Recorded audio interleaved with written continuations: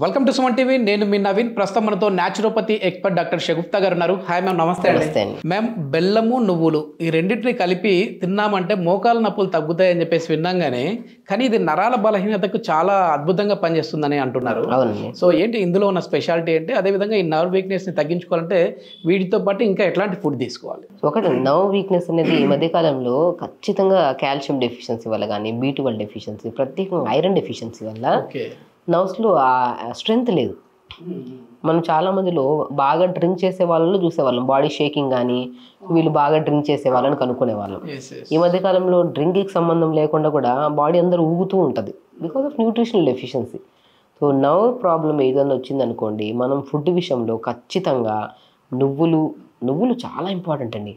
బాడీలో చాలా వరకు కాల్షియం సప్లిమెంట్ ప్రాపర్గా ఉండడం వల్ల కూడా నర్వ్ స్ట్రెంథనింగ్ ఉంటాయి, బోన్స్ కూడా స్ట్రెంథనింగ్ ఉంటాయి. అండ్ బెల్లం ఐరన్ కంటెంట్, అసలు నేను ప్రతి ఒక్కరికి ఒకటే చెప్తాను, చిన్న ముక్క బెల్లం తినండి, చాలా ఇంపార్టెంట్ అది. ఈవెన్ డిన్నర్ తర్వాత కానీ, లంచ్ తర్వాత కానీ చిన్న ముక్క తినండి అని చెప్తుంటాను. గ్యాస్ కూడా తగ్గుతుంది విన్నాను. డెఫినెట్గా అండి. అసలు బెల్లం వల్ల ఒకటి కాదు ఎన్నో రకాల లాభాలు.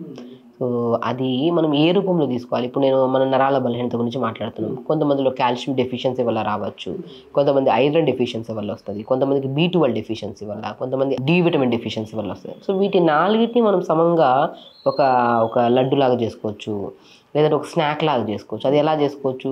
ఇప్పుడు మనం ఏమనుకున్నాము, కాల్షియం డెఫిషియన్సీ అనుకున్నాం. కాల్షియం డెఫిషియన్సీ ఒక 40% రీజన్ నరాల బలహీనత. దాంట్లో తెల్ల నువ్వులు కానీ, నల్ల నువ్వులు కానీ తీసుకుంటాం. B12 డెఫిషియన్సీ కూడా అని చెప్పాము. పూల్ మకానా అని దొరుకుతుంది, పూల్ మకానా తామర రోజులు అవి వేసుకోవచ్చు, కొన్ని పిస్తా కూడా వేసుకోవచ్చు. దాంతోపాటు D విటమిన్ డెఫిషియన్సీ అనుకున్నాం. D విటమిన్ డెఫిషియన్సీలో మనకి పూల్ మకానా కవర్ అవుతుంది, ఆల్మండ్స్ కవర్ అవుతాయి, at the same time rajgira seeds అంటారు, తోటకూర విత్తనాలు అద్భుతంగా పనిచేస్తాయి. నరాల తిమ్మిరి కానీ, బలహీనత కానీ, నరాలలో అంటే నిస్సత్తుగా అనిపించిన వాటికి కూడా అద్భుతంగా పనిచేసేది తోటకూర విత్తనాలు. దాన్ని రాజగిరా సీడ్స్ అంటారు. వీటిని ఏం చేస్తాము, తోటకూర విత్తనాలు కూడా చిన్నగా గసగసాలాగా ఉంటాయి. ఈ పెనం మీద వేసుకొని వేపేస్తే పాప్కార్న్ లాగా పెద్ద పెద్దగా ఇట్లట్టు అవుతాయి. అవి కొన్ని ఆల్మండ్స్, కొన్ని పిస్తా, కొన్ని మనం మ్యాక్సిమం తీసుకుంటే కొన్ని తెల్ల నువ్వులు లేదంటే నల్ల నువ్వులు, వీటన్నిటిని కొద్ది పూల్ మకానా. వీటిని బెల్లం కూడా ఇంపార్టెంట్ అన్నాం కదా, బెల్లంని పాకంలాగా చేసి ఇందులో వేసేసుకొని మంచిగా ఒక చక్కీలాగా చేసుకుంటారా లేదంటే ఉంటలాగా చేసుకొని ప్రతిరోజు తినమంటాను. చాలా మంది అంటారు డయాబెటిక్ వాళ్ళు తినచ్చా, ఈ వీడియో చూస్తున్న ఫస్ట్ బెల్లం అన్న వెంటనే డయాబెటిక్ వీళ్ళు తినచ్చా అని చెప్పి కామెంట్ చేస్తారు. ఫస్ట్ ఏంటారు, డయాబెటిక్ వాళ్ళు కూడా తినొచ్చు బెల్లం, కానీ ఒక లిమిట్. ఇప్పుడు మనము మిగతా అంతా తినే బదులు, అంటే లైక్ మనము హై కంటెంట్ ఆఫ్ షుగర్ని పెంచే ఫుడ్లు తీసుకునే బదులు డైలీ ఒక స్ట్రెంత్ కోసం ఒక లడ్డు తినడం వల్ల తప్పలేదు. ఇలాంటి వాళ్ళు వైట్ రైస్కి బదులు డయాబెటిక్ ఉండే వాళ్ళు బ్రౌన్ రైస్ కానీ, రెడ్ రైస్ కానీ తీసుకుంటే డయాబెటిక్ కంట్రోల్ అవుతుంది. దాని రీప్లేస్మెంట్లో నేను తీసుకుంటున్నా ఒక బెల్లంతో చేసిన లడ్డు. ఆ క్రేవింగ్ తినట్లేదన్న క్రేవింగ్ పోతుంది, అండ్ స్ట్రెంత్ కూడా వస్తుంది కదా. ఇలా లడ్డు ప్రిపేర్ చేసుకొని తీసుకోండి. ఫుడ్ విషయంలోకి అయితే ఇదండి. ఆకుకూరలో కూడా నరాల బలహీనతకి మునగాకు కానీ, బచ్చల కూర భలే పనిచేస్తుంది. బచ్చల కూర కానీ, మునగాకు కానీ, ముల్లంగి ఆకు కానీ, మన ముల్లంగి ఆకు ఉంటుంది, ముల్లంగి ఆకు కూడా ముల్లంగి తింటే మంచిదని. ముల్లంగి ఆకు కూడా అద్భుతంగా పనిచేస్తుంది. ముల్లంగి ఆకు కానీ, మునగాకు కానీ, బచ్చల కూర కానీ, వీటిని కూడా కర్రీస్ రూపంలో కానీ, రసం రూపంలో కానీ చేసుకోమంటుంటాను. ఇంకా మనం ఫుడ్ రూపంకి వచ్చానుకోండి, మ్యాక్సిమమ్ నవారా రైస్ అంటారు, రెడ్ రైస్. నవారా రైస్ కూడా, రైస్లో కూడా నరాలకి స్ట్రెంథనింగ్గా ఇచ్చేవి.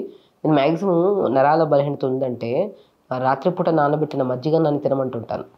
అదే మన ఈ రెడ్ రైస్ని వండేసి ఆ రోజు నైట్ ఇంత కుండలో తీసుకోండి, రెడ్ రైస్ని ఇంత వేయండి, కొద్ది కర్డ్ వేయండి, కొద్ది కొత్తిమీర పుదీనా వేయండి, నైట్ ఒక మన కుండలో నానబెట్టండి, మార్నింగ్ లేచాక మంచిగా స్మాష్ చేయండి. మంచిగా మార్నింగ్ బ్రేక్ఫాస్ట్లో ఈ రెడ్ రైస్ చేసిన మజ్జిగన్నాన్ని తీసుకోండి. అలా తీసుకోవడం వల్ల B12 మనకి బాడీలో ఏది దొరకదు చెప్పండి. పాతకాలంలో ఇలా తినడం వల్లే వాళ్ళు దే ఆర్ వెరీ హెల్దీ అప్పుడు. సో ఇలా తీసుకుంటూ నట్స్ బాగా తీసుకుంటూ ప్రతిరోజు ఫుడ్ ఇంత పర్ఫెక్ట్గా ఉన్నప్పుడు ఫిజికల్ యాక్టివిటీ కూడా ఇంపార్టెంట్. ఒక 1 అవర్ కుదిరితే అట్లీస్ట్ ఒక ½ అన్ అవర్ అయినా యోగా చేయండి. మార్నింగ్ ఒక ½ అన్ అవర్ యోగా చేసుకొని డైలీ ఇలా ప్లాన్ చేసుకుంటే మనకి ఏ ప్రాబ్లమ్స్ రాకుండా మనం హెల్దీగా. ఓకే, ఉదయం లేస్తూనే అరికాలలో మంటలు కావచ్చు, తిమ్మిర్లు వస్తూ ఉంటాయి, ఇది కూడా దీని సింటమేనా అండి? అంటే నర్వ్ ప్రాబ్లం వల్లేనా ఇదంతా కూడా? కొన్ని రీజన్స్ ఉన్నాయండి. కొంతమందిలో వాతం, వేడి ఎక్కువైపోవడం వల్ల కూడా, బాడీలో వేడి ఎక్కువైపోయింది అనుకోండి, అది బాడీ ఎలా తెలియజేస్తుంది, అరికాలలో మంటలు కానీ, అరికాలలో పగలు కానీ, బాడీ అంతా వేడైపోవడం వల్ల తిమ్మిరి రావడానికి కూడా కారణం. ఒకటి నరాలలో బలహీనత కారణాలు 2 ఉంటాయి. ఒకటి వాతం వల్ల వచ్చిన వేడి వల్ల వస్తాయి, కొంతమంది న్యూట్రిషనల్ డెఫిషియన్సీ. ఇలా వేడి వల్ల వచ్చిన నరాల బలహీనత అనుకోండి, బార్లీ వాటర్ తాగండి. ఒక 1 లీటర్ వాటర్లో ఒక 1 స్పూన్ అంత బార్లీ నానబెట్టండి. ఒక 1 అవర్ అయిన తర్వాత కొంతమంది బార్లీని ఓవర్ నైట్ నానబెట్టి తాగుతుంటారు, దానివల్ల యూరిన్ స్మెల్ వస్తుంటుంది. మార్నింగ్ లేచాక 1 లీటర్ వాటర్లో 1 స్పూనే వేయండి. 1 అవర్ అయిన తర్వాత బాటిల్ తీసేసండి. ఆ నానబెట్టిన వాటర్ ఉన్నాయి కదా, పొద్దున ఒకసారి, మధ్యాహ్నం ఒకసారి, సాయంత్రం ఒకసారి 3 పూట్ల డివైడ్ చేసుకొని తాగండి. అలా తాగుతూ కోకోనట్ వాటర్ తాగండి, కీరా తినండి, వేడి తగ్గుతుంది ఆటోమేటిక్. ఇంకా మామూలుగా ఈ B12 డెఫిషియన్సీ అంటేనే ఇంజక్షన్లు ఇస్తూ ఉంటారు, అంటే ఈ కాళ్ళ తిమ్మిర్లు వస్తున్నాయి. సో ఆ B12 అంటే నరాల బలహీనత ఉన్న వాళ్ళకి B12 ఎందుకంటే ఇవ్వాలి వాళ్ళకి? బేసికలీ B12 సప్లిమెంట్ రూపంలో మన బాడీ అబ్జార్ప్షన్ లేదండి. కొంతమందిలో ఏంటంటే ఆకుకూరలు తినడం ఆపేశారు, ఆకుకూరలో విటమిన్ B12 ఎక్కువ ఉంటుంది. ఐరన్ తీసుకోవడం ఆపేశారు, ఐరన్ ఆకుకూరలో కూడా ఎక్కువ ఉంటుంది. సో B12 సప్లిమెంట్ అనేది బాడీ తీసుకుంటున్న అబ్జార్ప్షన్ కెపాసిటీ కోల్పోతుందంటే because of junk food. So junk ఫుడ్స్ని ఆపండి. మీరు తింటున్న ఫుడ్లోనే మంచి స్ట్రెంథనింగ్ ఫుడ్ ఉన్నాయి, ఆ స్ట్రెంథనింగ్ ఫుడ్డే B12 కన్వర్ట్ చేస్తారు. మీరు చెప్పిన దాంట్లో ఆల్రెడీ B12 యాడ్ అయ్యింది. మీరు చెప్పిన ఫుడ్ అన్నిట్లో నేను ఇప్పుడు అన్ని ఆకుకూరలు చెప్పానా, అద్భుతమైన B12 ఉంది దాంట్లో. అండ్ నేను రాజగిరి సీడ్స్ చెప్పానా, పూల్ మకానా చెప్పానా, వీటన్నిటి కూడా B12 ఉంది. B12 ఒకటే కదండి, జామకాయలు కూడా B12 ఉంది. B12 ఉంది, కానీ తీసుకున్న తర్వాత అది బాడీ కన్వర్ట్ చేసుకునే గుణాన్ని కోల్పోతుంది because of junk food, life style, irregular food habits. దాని అబ్జర్ప్షన్ అనేది కూడా ఇంపార్టెంట్, అంటే మనం ఎంత తీసుకుంటా ఉన్నాము అనేది కాదు అక్కడ. సో మన బాడీకి ఎంత కావాలి. కొంతమంది అంటారు నాన్ వెజ్లోనే B12 ఉంది, మేము వెజిటేరియన్స్ కదా B12. అట్లనే కాదు, వెజిటేరియన్లో కూడా అద్భుతమైన B12 ఉంది.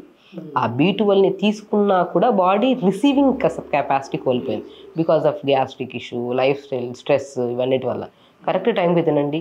మీరు తినే ఫుడ్ వెజిటేరియన్ ఫుడ్, మంచి ఆకుకూరలు, బచ్చల కూర పెట్టుకోండి, మునగాకు పెట్టుకోండి, వీటన్నిటితో పాటు నట్స్ పెట్టుకోండి, బెల్లం తినండి, నువ్వులు తినండి. వీటన్నిటితో తీసుకుంటుంటే ఆటోమేటిక్గా B12 సప్లిమెంట్ ప్రాపర్గా ఉంటుంది అన్నమాట. థ్యాంక్ యూ మ్యామ్, చాలా మంచి ఇన్ఫర్మేషన్. నమస్తే.